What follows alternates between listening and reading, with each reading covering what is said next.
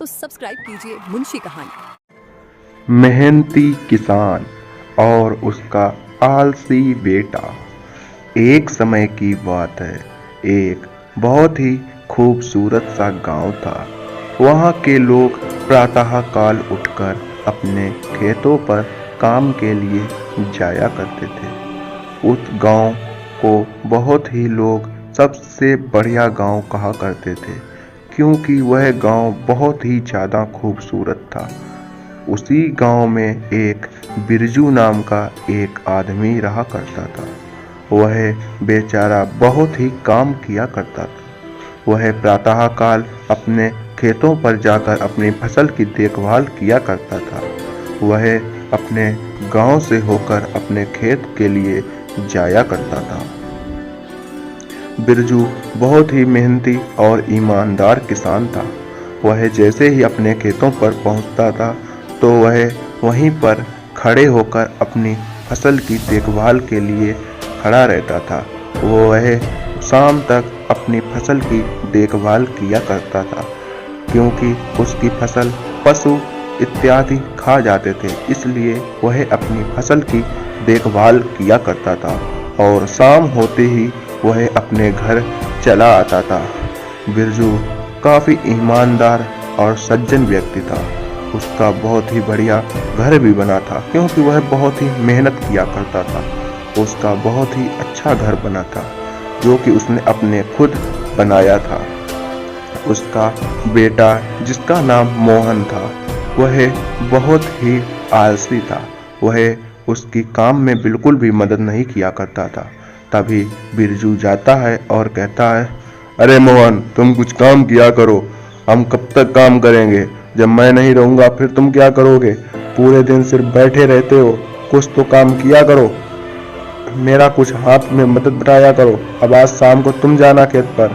तभी मोहन कहता है, नहीं नहीं पिताजी, मैं नहीं जाऊंगा। मुझसे काम वाम कुछ नहीं होता है। मैं ये काम नहीं करूंगा। आप ही को जाना है तो जाइए, नहीं तो ना जाइए। मेरे को कोई दिक्कत नहीं है। मोहन अपने पिताजी को ऐसा कहता है। तभी उसके पिताजी कहते हैं, अरे तू क्या करेगा अपनी जिंदगी में? नालायक कहीं के, पूरे दिन बैठा रहता है, कभी कोई काम धंधा नहीं करेगा। अब मैं ही जाऊं खेत पर, सिर्फ मर जाओगे एक दिन। ऐसा कहता है और बिरजू फिर से अपने खेतों पर चला जाता है। वह रोज प्रातःकाल उठकर अपने फसल की देखभाल किया करता था, क्योंकि उसकी फसल पकने को थी और अब सिर्फ उसकी फसल काटने को थी। जैसे ही उसकी फसल कट जाती तो वह अपनी फसल को बेच देता। तभी कुछ दिन बीत गए और दिन बीतने लगे। तभी बिरजू की तबीयत बेकार होने लगी, क्योंकि अब वह बहुत ही बूढ़ा हो चुका था। उससे काम बिल्कुल भी नहीं होता था। अब वह सिर्फ पूरे दिन सिर्फ बेड पर लेटा रहता था। बिरजू बेचारा बहुत ही बीमार हो गया था। उसके शरीर में बहुत ही ज़्यादा थकान रहने लगी। एक दिन तभी अचानक ओले पड़ते हैं। बिरजू अपनी खिड़की से बाहर देखता है। वह जब बाहर देखता है तो उसकी खिड़की के बाहर बहुत ही ज़्यादा ओले पड़ रहे थे, क्योंकि बाहर बहुत ही ज़्यादा ओले पड़ रहे थे। उसके गांव में भी बहुत ही ज़्यादा ओले पड़ रहे थे। अब उसकी फसल तो पकने को थी, अब उसकी फसल बेकार हो जाएगी। बिरजू बेचारा बहुत ही दुखी होता है। वह सोचता है, अरे यार, अब तो बारिश बहुत ही ज़्यादा हो रही है और ओले भी पड़ रहे हैं। ओले हर जगह पड़ रहे थे, उसके गांव में भी, उसके बाहर गांव में भी, और उसकी फसल जहाँ थी वहाँ पर भी ओले पड़ रहे थे। और देखते ही देखते उसकी फसल एक पकी हुई फसल से बंजर में बदल गई और अब वह उसकी फसल बिल्कुल भी नहीं रही। अब कुछ दिन ऐसे ही बीतने लगे और देखते ही देखते उसकी फसल बर्बाद हो जाने के कारण उसके घर में अब खाने को कुछ भी नहीं बचा।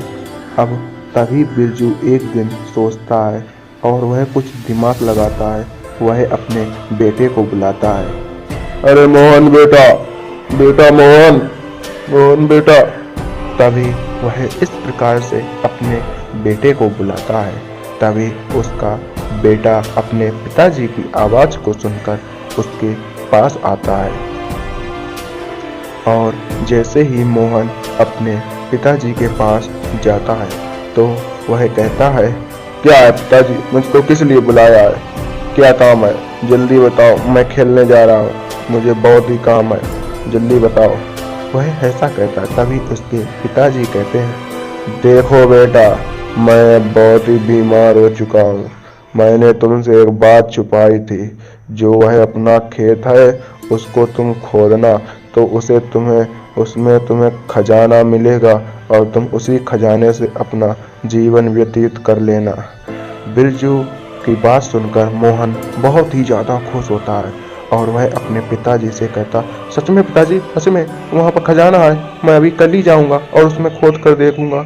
ऐसा कहकर मोहन अपने खेत की ओर निकल पड़ता है और खेत में पहुँचने के बाद में वह अपने खेत को खोदने लगता है और वह देखते ही देखते एक तरफ से अपने खेत को खोदता है और देखते ही देखते उसने अपने पूरे खेत को खोद कर दिया था और उसने अपने खेत को फावड़े की मदद से पूरा खेत खोद कर रख दिया, परंतु उसे खजाना बिल्कुल भी नहीं मिला। वह दुखी होता गया, पर फिर भी वह अपने खेत को खोदता रहा। देखते देखते उसका पूरा खेत अब उसने खोद दिया था, परंतु उसे खजाना नहीं मिला, जिस कारण वह अपने पिताजी के पास वापस जाता है और अपने पिताजी से कहता है, अरे पिताजी, उसमें तो खजाना बिल्कुल भी नहीं है, आपने मुझे मूर्ख बनाया है क्या? मैंने पूरे खेत को छान लिया, खजाना बिल्कुल भी नहीं है। तभी उसके पिताजी कहते, अरे मोहन बेटा, मैं तुमको बताना ही भूल गया, अब उसमें तुम बीज डालोगे तभी तुम्हें खजाना मिलेगा। अब उस खेत में तुम कल जाना और उसमें बीज बोना जाके, खजाना तुमको तभी मिल पाएगा। ठीक है।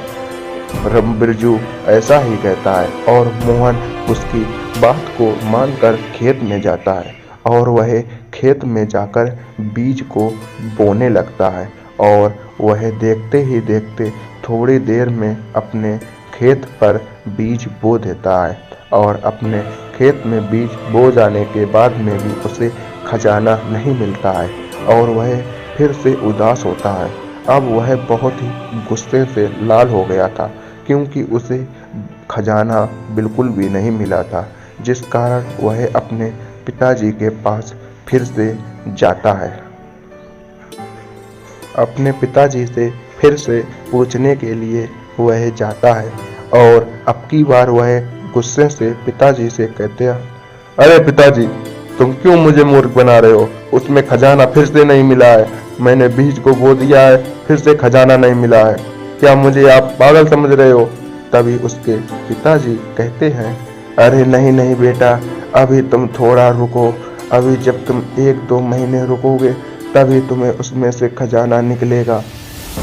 उसके पिताजी ऐसा कहते हैं और तभी देखते ही देखते कुछ दिन बीतने के बाद में उसकी फसल पक जाती है और बिरजू उस फसल को काटने के लिए जाता है और वह अपनी फसल को पूरा काट लेता है।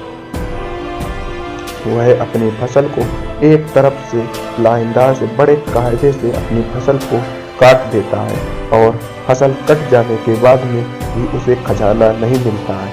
फिर भी वह उदास होता है और वह फिर से अपने पिताजी के पास जाता है और अब की बार वह पिताजी से बहुत ही गुस्से में जा रहा था। जैसे ही वह अपने पिताजी के पास जाता है और फिर कहता है, पिताजी, मुझे तो खजाना बिल्कुल भी नहीं मिला है, आप मुझको लगता है मूर्ख बना रहे हैं। तभी उसके पिताजी कहते हैं, अरे देखो बेटा, अब जो तुम्हारी वह फसल हुई है अब वही खजाना है, अब तुम उसे बाजार में बेचोगे तो तुम्हें कुछ धन प्राप्त होगा और उसी धन से तुम्हें खजाना मिल जाएगा। अब वही खजाना है, जब तुम उसे बाजार में बेचोगे तो तुम्हें रुपए मिल जाएंगे। अब मोहन को उसकी बात अच्छी लगी और अब वह प्रतिदिन अपने खेतों पर जाने लगा और अपनी फसल को काट